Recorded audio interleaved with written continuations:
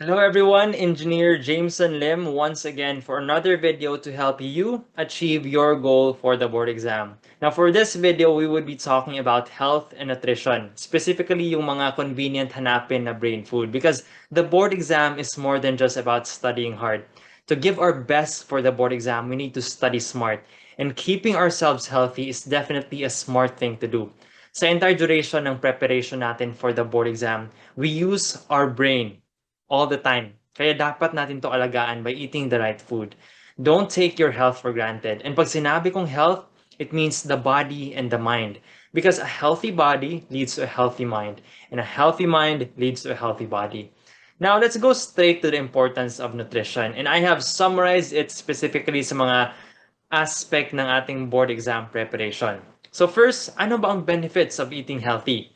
Number one, it enhances memory. Number one pa lang, panalo ng pag-eat healthy kasi everything in our preparation for the board exam requires memory. Number two, it increases alertness. So if palagi kayong naaantok kahit kakasimula pa lang ng lecture, baka kulang lang yung nutrition nyo to keep yourself alert and awake. And another thing, napaka-importante ng alertness kasi one simple mistake sa pag-intindi mo sa lecture could lead to a lot of possible mistakes sa pag-solve nyo next time.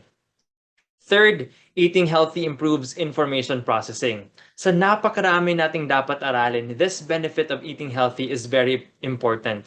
The meaning of improved information processing is mas madali and mas effective nating maintindihan ang information being absorbed. And yan, those are three of the many benefits of eating healthy. Now, para naman sa effects of not eating healthy, aside from the opposite ng mga kakasabi ko lang, one of the effects is that it drops our energy level. And if we have low energy levels, we feel less motivated throughout the day. And baka tulog na lang kayo most of the time instead of studying. Second, it increases the risk to diseases. And take note, limited lang ang time natin in preparation for the board exam. The least thing we want is magkasakit. Kasi if we have a disease, it's either mahihirapan tayo mag-aral or hindi tayo makakapag-aral at all. So if iniisip nyo na sayang lang ang oras na magpaka-healthy, you're just putting your board exam goal in a larger risk. Thirdly, it inhibits neuron formation. Neurons are the one responsible for our actions and our learning.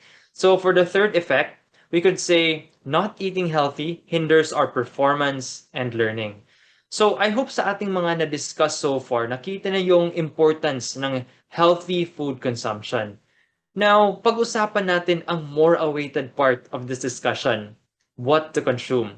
Alam ko may ibang nag-a-assume na mahirap mag-prepare ng healthy food, but don't just go yet because ang mga ire-recommend ko dito are easy to find. Number one, water. Alam kong alam na nating lahat na napaka-importante ng water. So now, I want to increase your awareness sa importance ng water by stating what happens if you get dehydrated.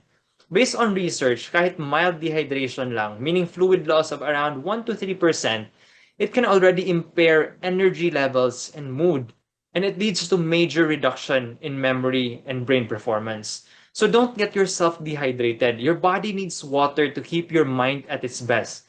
And just to add, one important time for you to drink water is right after you wake up. Just a brief explanation to why it is important is because drinking water after you wake up actually cleans your liver. Number two, egg. O, di ba? Ang dali lang ng mga nire-recommend ko na research-based nutritious foods for your brain health. So for eggs, it contains a nutrient called choline, which after being processed, helps brain cells communicate with each other. With regards naman sa paano pagluto ng egg, any way of cooking it is okay. Super minimal lang daw ang mga nutritional difference based sa paano pagluto. So you could cook it in any way you like. Noong nagre-review ako, I take one whole egg every breakfast and eat siguro a maximum of 3 eggs for the entire day. Number three, dark chocolate. Hindi lang madali yung mga nire-recommend ko, kundi mga masasarap pa. For chocolates, take note na dapat dark chocolate. And for dark chocolates, may cocoa level yan. The higher the cocoa level, the better for your brain function. Yung suggested level is 70% or more. So dark chocolates improve brain function by increasing blood flow in the brain. Number four, Citrus fruits like orange, lemon, and calamansi are said to contain flavonoids which protect nerve cells from injury.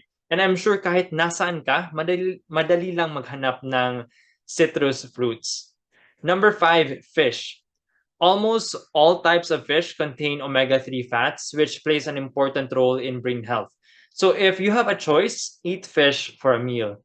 So those were the top 5 good foods that are excellent for brain health and convenient to find. Again, don't take your health for granted because good health enables you to keep your minds strong and clear. See you in the next video.